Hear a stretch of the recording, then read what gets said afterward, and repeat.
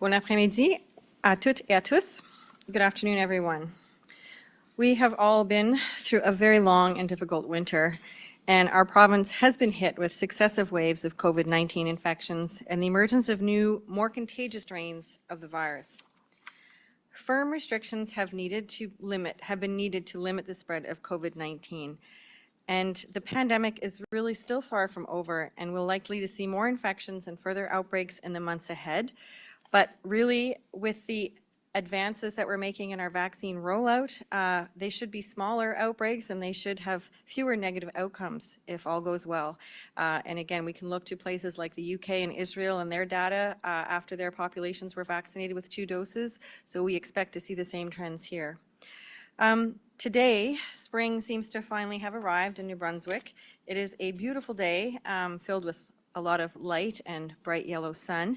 And now the light will shine in every corner of our province because pour la première fois depuis la mi-mars, la totalité du Nouveau-Brunswick se trouvera à la phase d'alerte jaune de notre plan de rétablissement provincial. Et je suis très, très, très fière. Santé publique a recommandé au cabinet que les secteurs d'Edmunston et de Grand-Sault passent de la phase d'alerte orange à la phase jaune, comme le reste de la province. Ce changement entrera en vigueur à compter de minuit ce soir. Je tiens à remercier les gens de la région du Madawaska qui ont dû se plier à diverses restrictions la plupart du temps au cours des 5 derniers mois. À l'exception d'une période de 2 semaines en mars, une partie où la totalité de la zone 4 était à la phase d'alerte orange ou rouge depuis la fin du mois de décembre. So twice, Zone 4 has endured full lockdowns as the second and third waves of the pandemic hit our province. And your patience and perseverance have enabled us to slow the spread of the virus and bring this outbreak under control. And I'm so very, very proud of all the hard work that people are doing and have done to manage that. Over the last week, the number of active cases and hospitalizations in Edmunston and Grand Falls has declined, and there have been no new cases of community transmission. Very, very good news.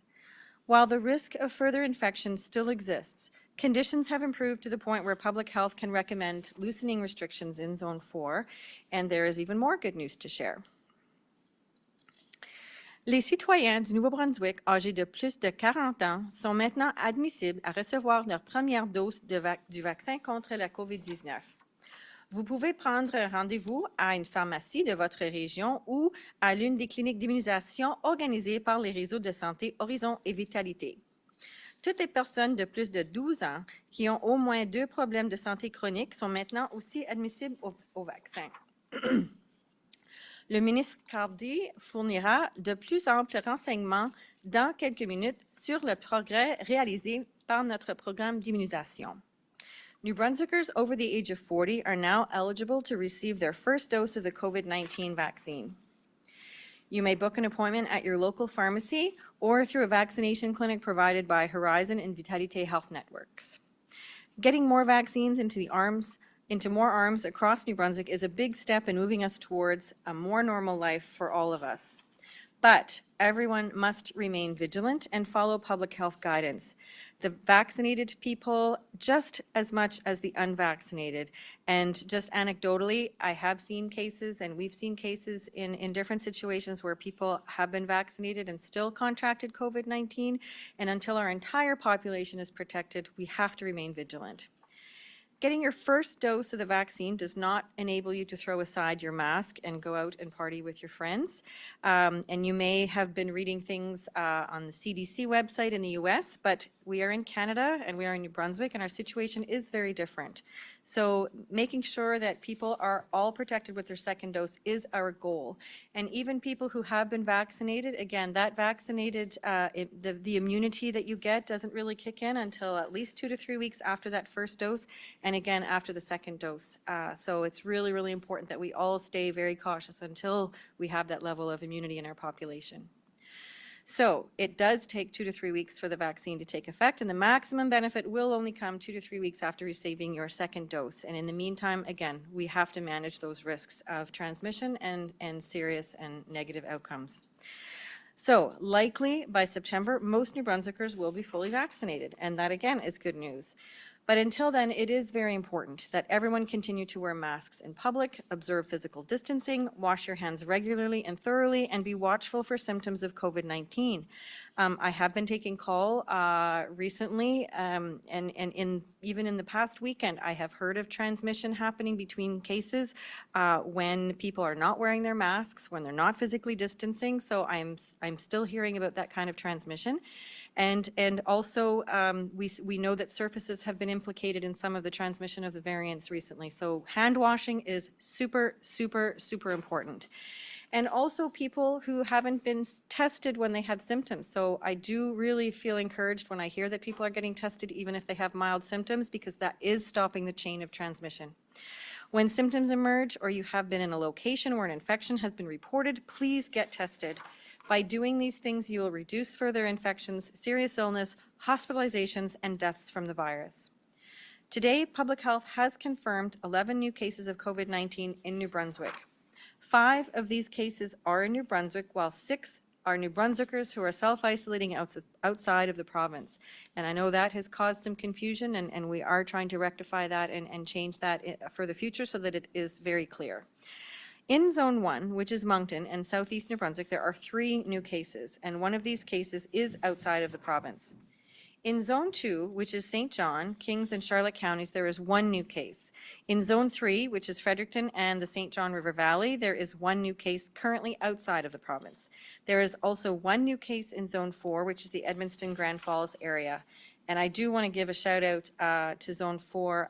Jeanette Pellerin has been leading a great amount of teamwork up there to look after the Pavillon Beaulieu outbreak, and it's been a challenge, and I just want to commend her and the prompt teams and the Red Cross for really working together to manage that situation.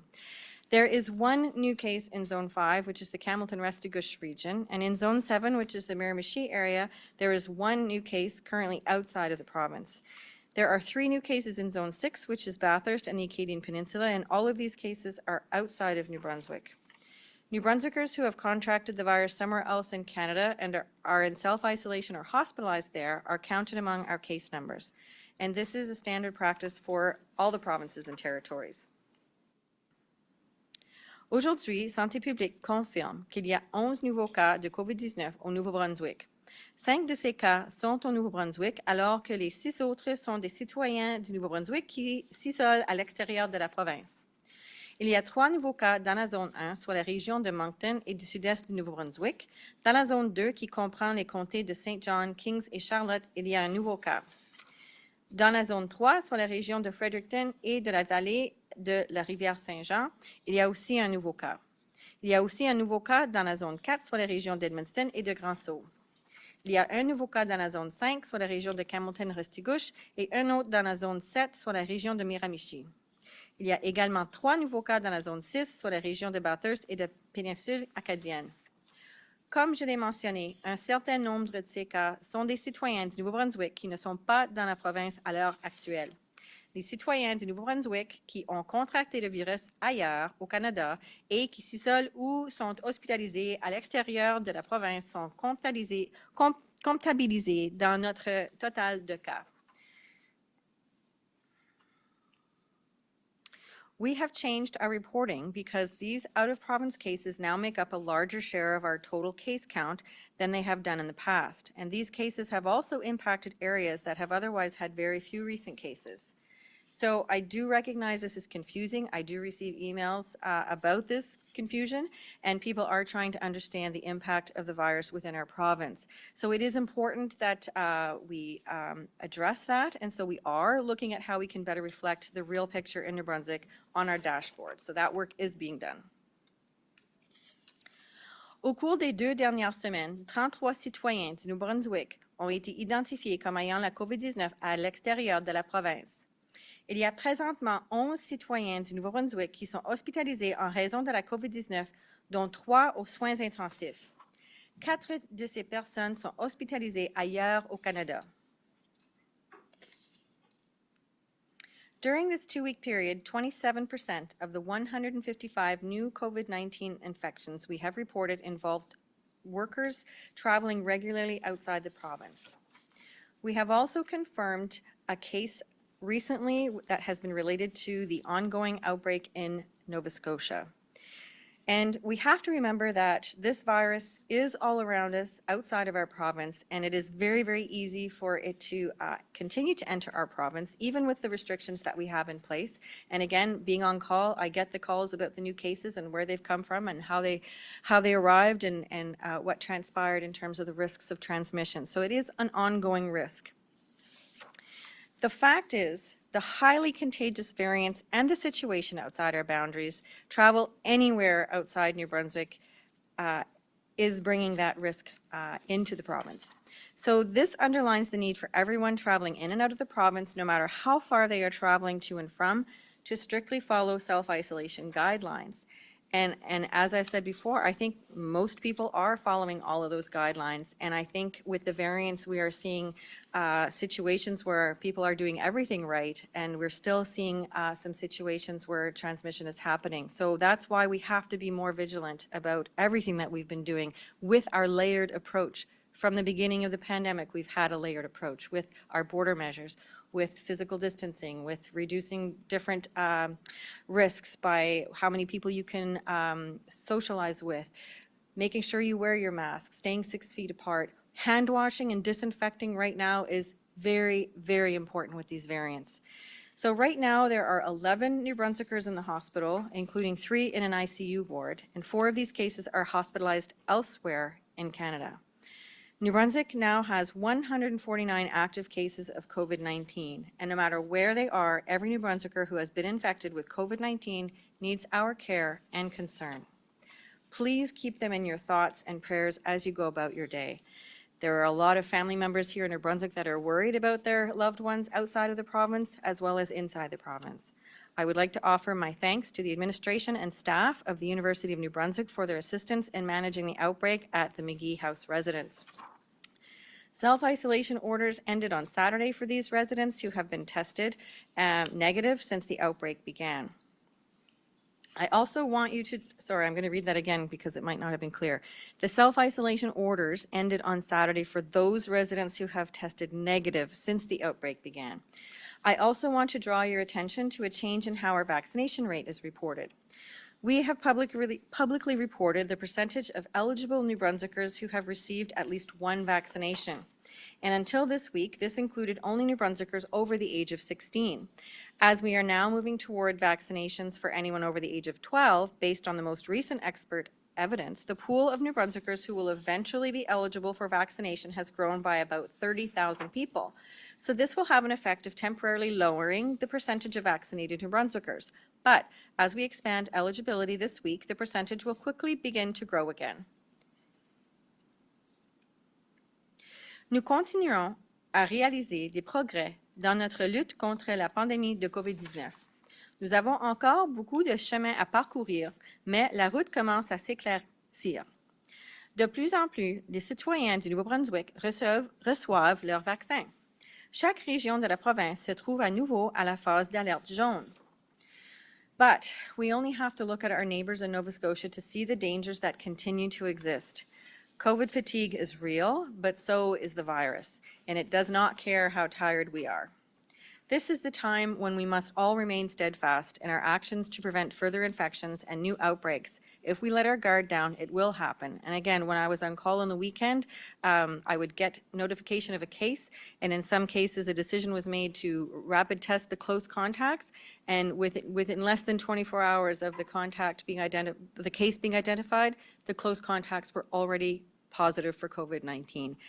It is a huge risk right now with the variants, and that, again, that is why I'm trying to emphasize to people that we cannot let our guard down right now.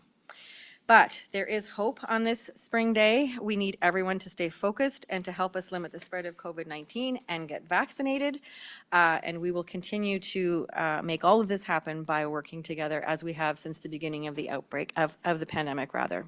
Thank you very much.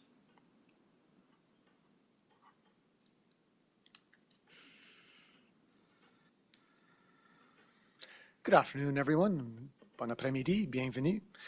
Je tiens à remercier les gens de la zone 4 de la région d'Edmunston plus particulièrement ceux d'Edmunston et de la région de Upper Madawaska, de Saint-Léonard, de Grand-Sault, de Drummond, de Nunavut et de Fort Falls. Vous avez écouté les conseils de la santé publique et pris les mesures nécessaires pour contenir la propagation de COVID-19 dans votre région. Cela n'a pas été facile, comme Dr. Russell a précisé, mais votre travail et votre volonté ont été fructueux. Cabinet and the All-Party Cabinet Committee on COVID-19 have accepted the recommendation of Public Health and will happily moving those areas from the orange back to the yellow alert level as of midnight tonight. As Dr. Russell said, the first times in a while that we've had the whole province back to yellow. That's great news. And we've done really well to get to this place, the whole province being back to yellow. It offers us more freedom to travel within our province, freedom to expand our bubble back up to 15 people from outside of our household, enabling us to see some family members and some friends and to socialize with them, including going out to restaurants. And as a province, we should be pretty proud of being in this position, but we must not forget how quickly things can change. We've seen what is happening in Nova Scotia, a province we are probably more closely tied to than any other. We've watched with concern the daily numbers of cases growing and growing, and the restrictions that the government of Nova Scotia is having to put in place to try and contain the spread of the coronavirus and its variants. La plupart d'entre nous connaissons des personnes qui sont directement touchées, car de nombreux Néo-Brunswickois ont de la famille et des amis qui vivent en Nouvelle-Écosse. Et nous savons ce qui s'est produit là-bas pourrait facilement se produire au Nouveau-Brunswick si nous ne faisons pas attention. Nous devons continuer à faire ce qu'il faut pour nous garder nous-mêmes, nos proches et nos communautés en santé et en sécurité pour ralentir la propagation de ce virus alors que nous déployons les vaccins dans toute la province. This is the best part about being part of these briefings. As of this morning, 278,811 New Brunswickers have received at least the first dose of a COVID-19 vaccine, a vaccine that this time last year we wondered would ever even be developed. Dose 2 clinics have now been held at 75% of long-term care homes in the province. The remainder will take place by month's end. And as well, the Department of Social Development has confirmed that more than 63% of long-term care home staff have received their first dose of a COVID-19 vaccine, and almost 36% of those staff have received 2 doses and are now fully vaccinated. Beginning today, anyone 40 years of age and older is now eligible to schedule an appointment online at www.gnb.ca/book-a-vaccine, all one word, no punctuation, hyphen, stops, or anything else, book a vaccine, to receive their first dose of a COVID-19 vaccine through Vitalité or Horizon Health Networks, or by contacting a participating pharmacy. So if an individual is eligible, or a caregiver or a family member is acting on their behalf, they can't book an appointment or at a clinic online, they can call as well at 1-833-437-1424. Reminder for everyone, walk-in appointments are not available. So please go online or make that call to 1-833-437-1424. If you have a vaccination appointment that you cannot attend because you've been directed to self-isolate, please reschedule your appointment. That'll allow someone else to fill up that space and help us get more people vaccinated as quickly as possible. So our rollout's going well, numbers are moving in the right direction, but as we've seen in Nova Scotia and elsewhere, the virus is not behind us yet, and it continues to have an impact here in New Brunswick. So over the weekend, we learned about cases at 2 schools and in 1 childcare facility in Zone 2. The cases were confirmed at Kennebecasis Valley High School, at the Dr. A.T. Leatherbarrow Primary School, and at the Go-Go after-school program located within Hampton Elementary School. As there was already no school scheduled today at KVHS, most students will return to school tomorrow unless otherwise advised by Public Health. So as usual, no news is good news. I want to thank everyone for their collaboration, particularly as Public Health advised students, staff, and their families at both Dr. A.T. Leatherbarrow and the Go-Go after-school program to self-isolate until 11:59 tonight while contact tracing is carried out. So as usual, the reason why we're doing so well in our fight against COVID-19 as a province is because New Brunswickers take it seriously. When asked to provide contact information, you do. When asked to follow the directives from public health from the government, you have. And despite the ups and downs of the last year and a bit, it's put us in a good position, but only because New Brunswickers have taken the rules seriously. So I'd like to take this moment to remind all families, even those with high school students engaged in blended learning, should you have any difficulties connecting to remote learning, we have got remote IT services available to assist you. So it's another number here. That number is 1-833-453-1140. And they can help you out with questions you have about Office 365, Teams, D2L, or Wi-Fi. And I could often use those services myself. All our planning and the experience we've gained this year continues to allow us to have a coordinated response across the entire education system and to respond to rapidly evolving situations. With the outstanding collaboration between teachers, school staff, districts, public health, and the department, we've managed to minimize impacts on learning while keeping our school environments healthy and safe. Nous continuerons à travailler avec nos partenaires pour minimiser les impacts sur l'apprentissage tout en protégeant la santé et la sécurité de nos élèves et de notre personnel. Cela dit, les situations peuvent évoluer rapidement, chaque jour, d'heure à heure. Et c'est pourquoi nous demandons aux familles de rester vigilantes et d'être très attentives aux symptômes qui pourraient apparaître. Si vous avez des doutes, si vous n'êtes pas certain, il faut aller faire des tests de dépistage. La fin de l'année approche et nous avons besoin que nos communautés se rassemblent pour aider à maintenir nos écoles saines, sécuritaires et ouvertes. Aujourd'hui, nous avons publié nos lignes directrices pour les cérémonies de remise des diplômes. Celles-ci aideront les écoles à planifier leurs activités afin de s'assurer que nos remarquables diplômés obtiennent la reconnaissance qu'ils méritent pour avoir atteint cette étape importante de leur vie. When talking about end-of-year ceremonies that can be held, of course they depend on the pandemic situation in every region of the province and the associated public health alert level. All ceremonies or activities will have to follow the mandatory order and the operational plan of the venue hosting the event. So for example, if it's at a school, they'll have to follow the school's operational plan. If an event's being held at a community center or at an arena, then participants would have to follow the operational plan already in place for that building. And if the entire province moves to a more restrictive alert level, then events will have to take place virtually. And as we've known with COVID-19, those changes can happen at the last minute. Otherwise, smaller in-person ceremonies are permitted in the yellow alert level. Options for drive-through or drive-in ceremonies will be available in the orange alert level, and for red or lockdown ceremonies will have to take place 100% online. So the full guidelines there are going to be available on the Department of Education and Early Childhood Development's COVID-19 website. If anyone has any trouble finding that, you can drop me a note to dominic.cardy@gmb.ca and I'll point you in the right direction. And it's again a moment to say that we know that the last few weeks of this school year feel a little bit like some sort of horrible race as we try and get to the end to make sure that our students are protected, but also that our schools stay open and safe. And as we try and fight against the vaccines, against the variants, as we try and get vaccines into people's arms. For the graduates who are going through not just the usual stress of grade 12 and dealing with the end of their time in public education, and all the changes that brings, COVID-19, of course, has added an enormous extra burden of stress. So I want to thank the graduating class of 2021, as I had to, sadly, last year, the graduating class of 2020, for their tolerance and patience, and for having to endure things that most grad classes haven't had to deal with in a long, long time, in terms of the disruption, the stress, and the fear. And for all the teachers and the families who support those students, thank you to you as well.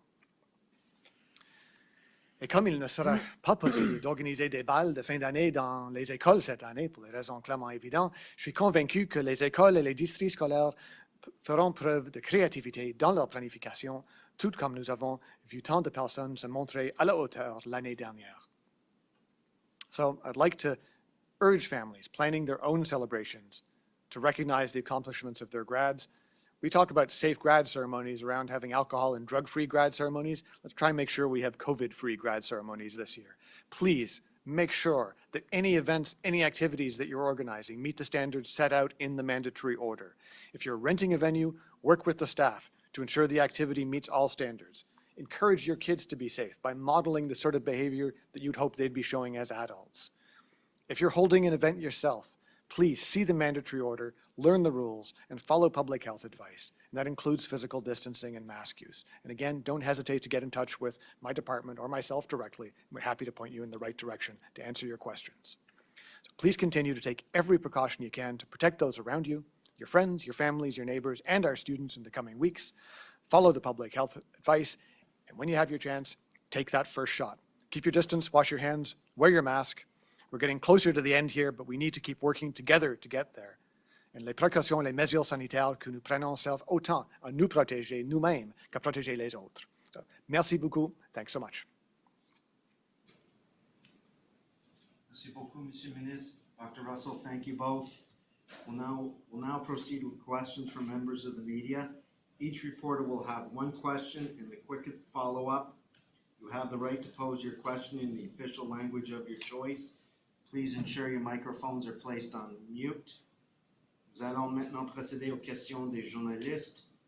Vous avez le droit de poser vos questions dans la langue officielle de votre choix. Chaque journaliste aura une question et un suivi très rapide. Voulez-vous assurer de désactiver le son de vos micros? Laura Brown, CTV. Hi, Dr. Russell. We saw several people die last week at Pavillon, and I'm wondering, they all, from what I understand, had their first dose of the vaccine. And they had that dose back in, from what I understand, February. Does that concern you that we've seen at least a handful of deaths, even though they did receive the vaccine? Hi, Laura. My understanding is they received their first dose in February and they received their second dose in April. In terms of that particular facility in general. And to protect confidentiality, I can't speak about specific cases, but in a general sense, we will still continue to see transmission of COVID-19 even after everybody has 2 doses. But hopefully the outcomes will be not severe in terms of not requiring hospitalization, not requiring ICU admission, and not passing away.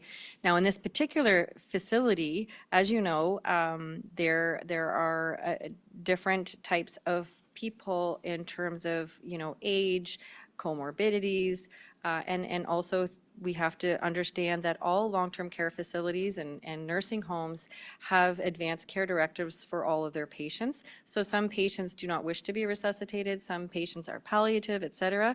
So when you take all of that into account, again, these are some of the factors that can play into how outbreaks are going to go moving forward in the future. So the hope will always be that, again, people will have a large amount of protection from their first dose, but that immunity won't kick in until 2 to 3 weeks after that first dose. And ideally, the maximum protection that the vaccines will provide is 2 to 3 weeks after their second dose. Thank you. Do you have a quick follow-up, Ms. Brown? Yes, I'm wondering, we've been hearing that people who are intending to move to Nova Scotia are being stopped at the New Brunswick-Quebec border and being told they cannot continue on. Can you, either of you, can you kind of talk to me a little bit about what provisions are there for those who are wanting to drive through Brunswick to get to Nova Scotia? I haven't heard that situation, Laura. I can't imagine that they would be denied passing through New Brunswick to move to Nova Scotia. Dominic here. Let me check that with folks at Public Safety and get back to you as soon as we're done the press conference. We understand that they can go directly. It's the usual restrictions around stopping and so on, but. Jean-Philippe Hughes, Radio-Canada. Oui, bonjour. J'ai une question pour Mme Russell. On a appris la nouvelle qu'on recevrait beaucoup de doses de Pfizer dans les prochaines semaines. Vous avez dit qu'on ouvrirait de nouveaux groupes d'âge à toutes les semaines. Est-ce qu'on doit s'attendre à ce que les prochaines semaines, ça descende encore à coup de 10 ans à toutes les semaines? En général, ça c'est le plan, mais ça peut avancer plus vite que ça si on reçoit plus de doses. As-tu suivi, M. Hughes? Oui, toujours pour Mme Russell. La zone 4 va en s'améliorant, de toute évidence.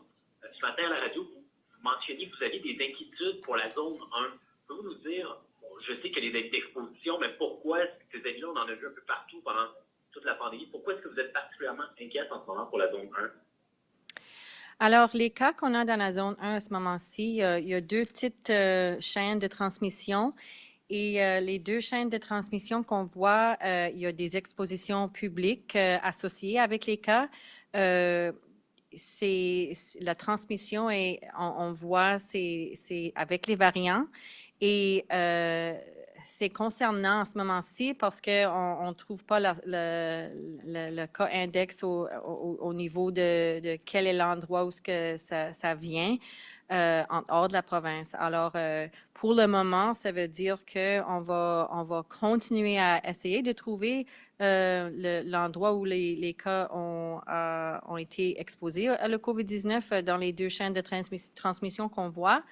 Et avant que ça se fait, ça nous concerne parce que ça veut dire que c'est une possibilité d'avoir la transmission communautaire. Et avec les nombres de cas à Nouvelle-Écosse à ce moment-ci, à Halifax, chaque jour, il y a plus que 100 cas en Nouvelle-Écosse. Nous aussi, nous, au Nouveau-Brunswick, on a seulement une dizaine de cas chaque jour. Alors, la différence entre 160 cas et 10 cas par jour, c'est vraiment une grosse différence. Ça veut dire que les risques maintenant d'avoir des cas, on a déjà vu un cas qui était transmis par l'éclosion à Nouvelle-Écosse, à Nouveau-Brunswick. Et moi, j'ai peur, j'ai des inquiétudes, des craintes que ça va augmenter. Alors, les risques maintenant sont vraiment élevés, pas non juste à Nouvelle-Écosse, mais dans d'autres endroits et avec les variants en ce moment-ci. Alors, on va continuer à suivre la situation dans la zone 1.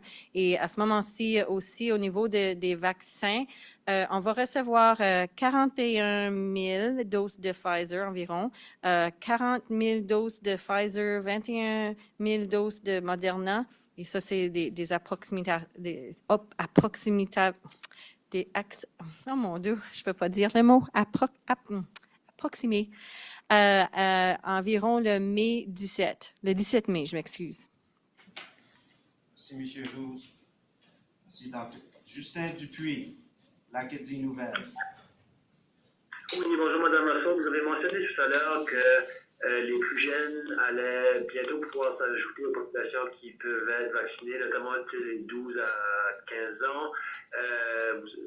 Vous avez dit que ça représentait environ 30 000 néo-brunswickois de plus. Je me demandais juste si on pense pouvoir quand même atteindre la cible de juin pour que tous les néo-brunswickois qui veulent être vaccinés puissent avoir été vaccinés par cette date. Avec un dose, oui, absolument. As-tu suivi M. Dupuis? Non, merci. Merci, M. Dupuis. Natalie Sturgeon, Brunswick News. Hi, my question is for Dr. Russell. So today we heard from a parent who was given 3 different dates when her son may have been exposed at Kennebec Youth High, and also 2 different dates to self-isolate. I'm just wondering how it's possible that she could get that sort of conflicting information and what they should do about it in terms of following the advice. I can start answering that, and then if Minister Cardy wants to jump in. Obviously, there are different situations that are evolving all at the same time. So when investigations happen, sometimes there's overlap in terms of cases in different settings. So I can only say that whatever information has been given, I would follow the most cautious and conservative of that advice at this moment. And usually the public health nurses are very good about following up and making sure that people have the correct information. But again, there can be overlapping investigations and overlapping settings where different cases are being investigated. So again, each situation is unique. And again, if that person happened to be in different settings where they were identified as a close contact, again, that could point to the differences in the information they're given. But again, whatever the most cautious advice is, that would be the advice that I would go with until a public health nurse can clarify and follow up.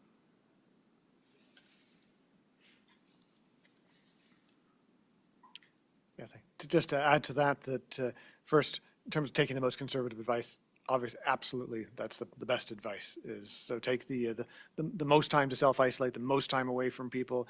And we have had a few cases over the course of the last year with over 40 schools affected by COVID-19, where there have been different issues with, in some cases, people getting 2 pieces of information. This is going to happen. This is a massive undertaking to try and protect this province against COVID-19 with a team that's shown themselves to be up to a world-beating level in terms of their ability to do it. And what we have to do is make sure we give our teams time to complete the contact tracing, make sure that we're protecting everyone in the school community. So for anyone who ever receives, regardless of the context, whether it's, I think, in a school or elsewhere, otherwise, always follow the most conservative advice. And if you have questions, check before you go outside. Sturgeon, do you have a follow-up? So, thank you. Vicki Hogarth, CHCO TV. Thank you, Bruce. Dr. Russell, can you tell us more about the federal government's initiative to make rapid tests more widely available to businesses by distributing them to chambers of commerce across Canada? When and how will this be coming to New Brunswick? So we do have plans already in place. Actually, there are several businesses who have, now when you say rapid test, I just have to qualify that definition. The type of tests that I'm aware of right now that are in the hands of certain businesses would be the screening kind, although I am aware that there could be a business that is interested in doing the PCR tests, which are the diagnostic tests. So as you know, as I've said before, there are the diagnostic tests, and you can have a rapid diagnostic test, but that would be a PCR test. The screening tests are not diagnostic. And they do have lower sensitivity and lower specificity, which means that you will miss people, meaning you can have false negatives. And the screening tests are not actually designed to be used on asymptomatic people. So again, there are different types of tests. So when you say a rapid test, the best kind of a rapid test would be a diagnostic PCR test. And if there are any companies that have access to those, they would be few and far between. But certainly the other types of screening tests, my understanding is there are several companies in the province who are using those. Ms. Hogarth, do you have a follow-up? I guess this would be, what would be your advice to businesses looking to take part in this opportunity to have these tests? In terms of, I believe that our connections with businesses are through Opportunities New Brunswick. I think that's where all the information and guidance is being funneled through. Thank you. Oh, and I actually wanted to give a shout out to the Georges Dumont lab. They have now gotten past the number of 300,000 tests that they have processed in their lab, which is a huge milestone. And we're very proud of the work that they do there. And also the additional work that they've taken on in the recent weeks is being able to sequence very, very quickly the positive test results to determine which variants are involved in the different cases. And it's proved very, very important for our case investigations, because we can tell just because somebody has a case, cases are in the same zone, if they don't match in terms of the strains, then we know we have to go looking elsewhere for the source of those of some of those cases. So it's been extraordinarily helpful, the work that they've been doing. Thank you, Doctor. Thank you, Ms. Hogarth. Adam Harris, Brunswick News. Thanks, Bruce. Dr. Russell, in your opening, you raised some concerns about the U.S. CDC guidance for people who are vaccinated. Could you just elaborate on that? Is it too liberal, and are there concerns that people may follow that instead of Canadian guidelines? Well, I do understand that people go on the internet and find different sources of information, and I'm just cautioning people who do read the information that's on the CDC website that it is designed for U.S. citizens, and we are in Canada. We have a different situation. We have different epidemiology, and certainly here in New Brunswick, we've had a totally different approach from the rest of Canada. Well, the Atlantic provinces have, and so I would caution anyone who is reading that information to take it with a grain of salt and really focus on what the advice is here in New Brunswick around following all public health guidance until all of our population has 2 doses of vaccine on board. And really and truly, that is when the maximum protection will be afforded to New Brunswickers, and that won't happen until close to September. Mr. Harris, do you have a follow-up? Yes, please, Bruce. On the addition of 40 plus, I wanted to know if public health is satisfied with the uptake of vaccines so far for the 50 and 60-year-old cohorts. It seems, things are obviously moving a lot quicker now, and that's largely because of an influx of doses being provided to the province. But is it anything to do with take-up as well in terms of those age groups? My understanding is the uptake is great, and as soon as we get vaccines, they're going into arms, and that is very, very good news. And again, it just gets us closer to our goal. Again, if things go quicker with respect to the arrival of doses, then we will just speed up our ability to be able to give those vaccines as soon as possible. So we are looking to our RHAs and our pharmacies right now to promote those clinics, but we also have in our planning with the vaccine task force, looking at larger venues and the ability to vaccinate people in larger volumes. Again, as the volumes of doses increase, we're going to match that in terms of our capability to be able to get those doses in arms as quickly as possible, so that if we can get 2 doses into everybody between now and the beginning of September, then we will absolutely be able to do that. And if we can do it sooner, then we will. Mr. Harris, thank you. Dr. Madeline, allbrunswicknews.com. Thank you. Dr. Russell, Saskatchewan last week laid out a 3-step plan for reopening, with the easing of restrictions tied directly to the percentage of the population that's vaccinated. Is New Brunswick looking on something similar? And if so, when do you expect it will be released? So any types of information like that, I did see that information from Saskatchewan. Those types of discussions happen at many different levels, including at the Special Advisory Committee level, which involves all of the Chief Medical Officers of Health in the country.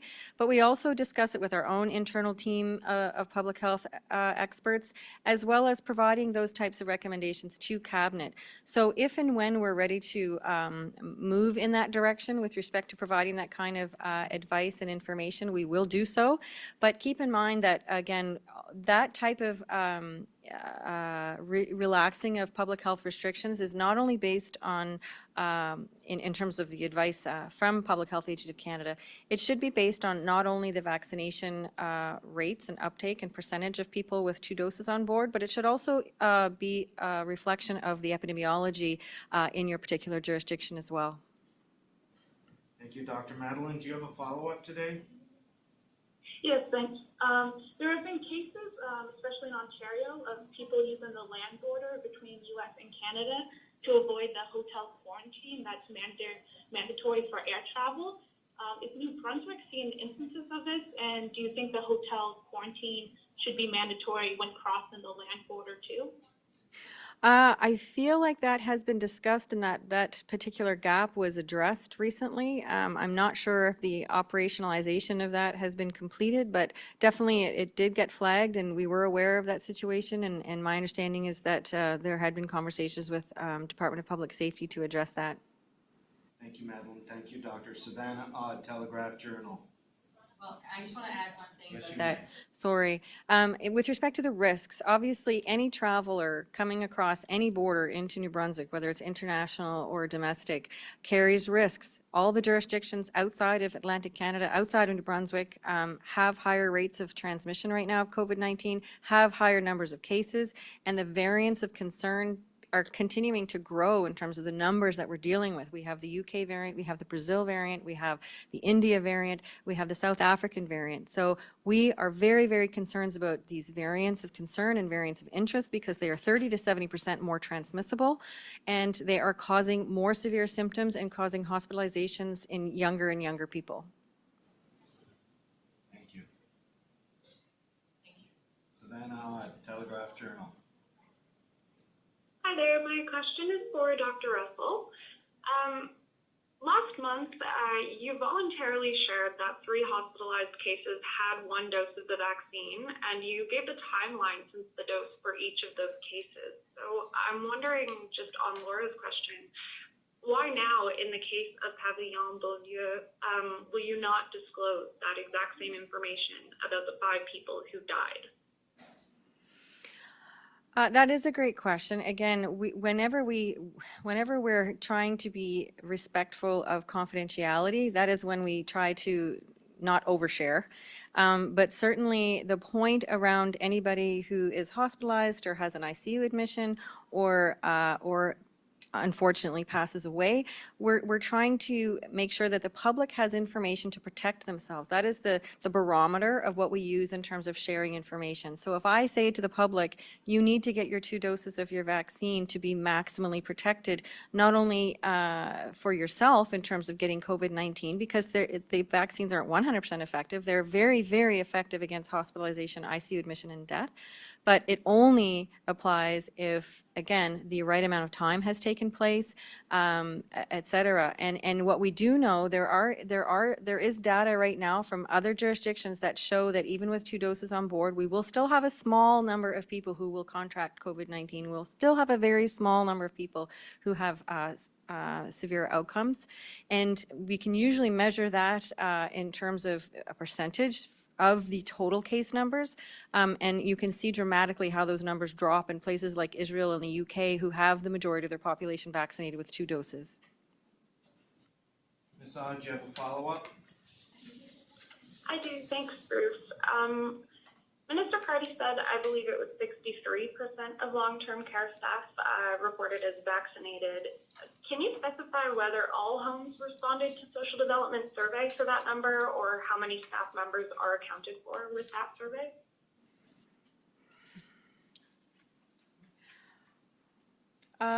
I think Minister Cardy might, neither one of us actually has the data on that, but what I can say is that obviously healthcare workers in any setting ideally should be vaccinated with 2 doses as soon as that's possible, to be vaccinated with both doses.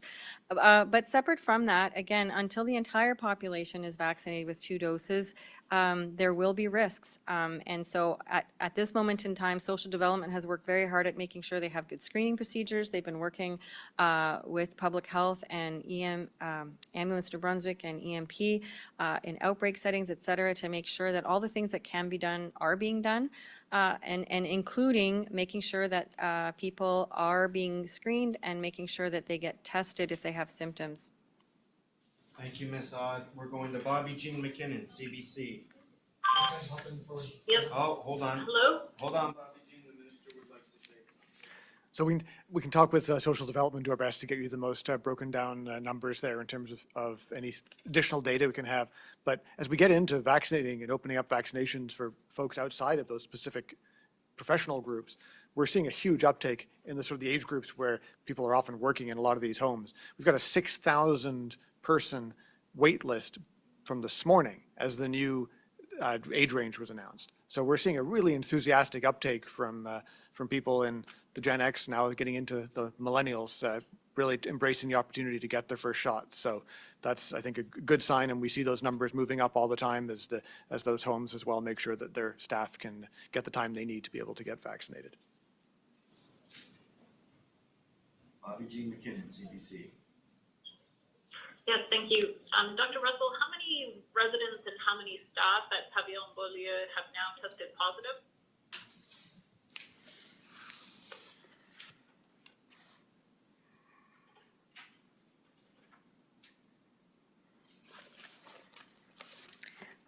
The last information that I had received, 38 residents and 15 staff. Next question, Ms. McKinnon. Yes, for Dr. Russell again. How many COVID-19 positive cases do we have here in New Brunswick from other provinces? Oh, that's a great question, because I know we were talking very explicitly about making sure to identify the cases that are of New Brunswickers who are isolating in other provinces right now. I don't actually have that information, but I'll try to get it for you, Bobby Jean. And just to clarify for communications folks, when we're going to try to find that information for you, is that are there people here who are self-isolating, who are cases that are counted in other provinces? Because we've done the reverse. We've let people know who's isolating outside of the province who is a New Brunswicker. But which non-New Brunswickers are isolating in New Brunswick right now? I actually don't know if we can get that, but I'm going to look to make sure that if we can get it, we will get it. I'm pretty sure we can. Isabel Legier. I'm hoping we can. Isabel Legier, CBC. Hi, my question's for Dr. Russell. How many students, staff, and their families at KB High School and Dr. Peterborough Primary School have been told to self-isolate for 14 days. And do we know yet if these cases are travel-related and if they're linked? I have not been covering that particular region, and I do know that over the weekend there was quite a bit of activity in terms of investigation and contact tracing and letters going out. So I don't have the exact number, although, again, I think people are looking for it right at the moment. Getting that for you.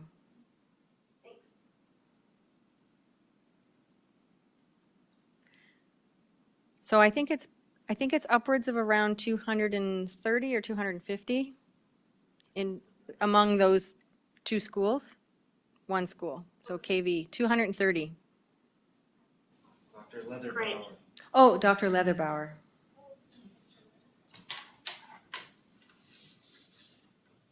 Does that help? Isabel, can we have your follow-up, please? Yeah. Can you also provide us with an update on McGee House? How many students, staff, and their families at McGee House continue to self-isolate?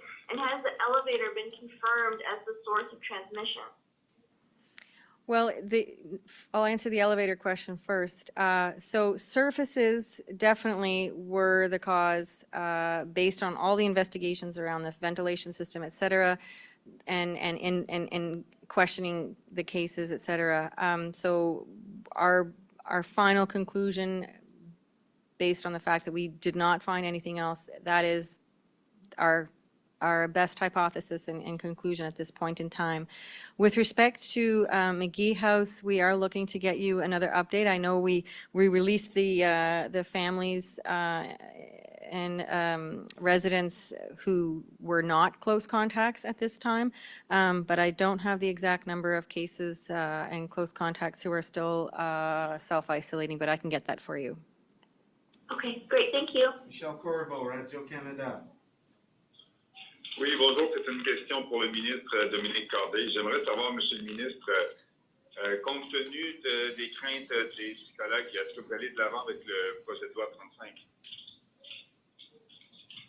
Michel, est-ce que tu peux répéter j'ai entendu la première phrase, les dernières, mais pas le seul dans le milieu. Sur les psychologues? Oui, compte tenu des craintes du collège des psychologues, est-ce que vous comptez aller de l'avant avec le projet de loi 35 non modifié?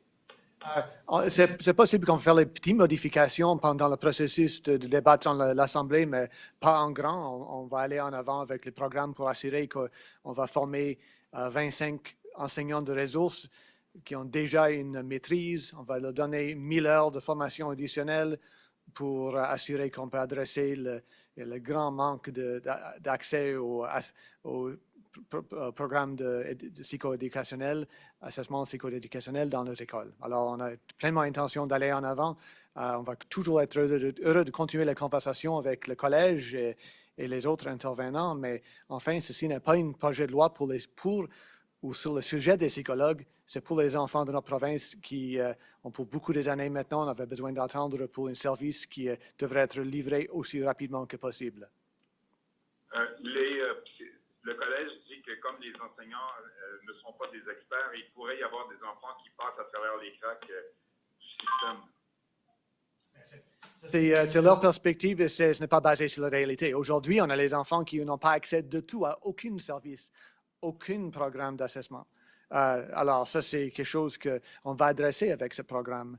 Et c'était la même sorte de programme qu'on a l'intention de mettre en place ici à Nouveau-Brunswick l'année prochaine. C'est déjà en place dans beaucoup des autres provinces et c'est bien géré et ça offre des services pour les élèves, qui est supposé de la raison pourquoi nous sommes tous ici pour gérer un système d'éducation publique. Alors, ce n'est pas du tout le cas que les enfants vont tomber dans les cracks. Aujourd'hui, ils n'ont pas accès de tout à un programme. Alors, je pense que le collège a besoin d'être réintroduit en réalité dans notre système scolaire. Merci.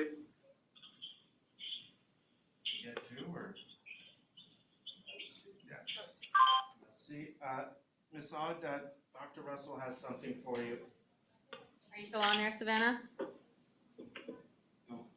So social development, they actually received the data from 69% of the homes, so 390 out of 566.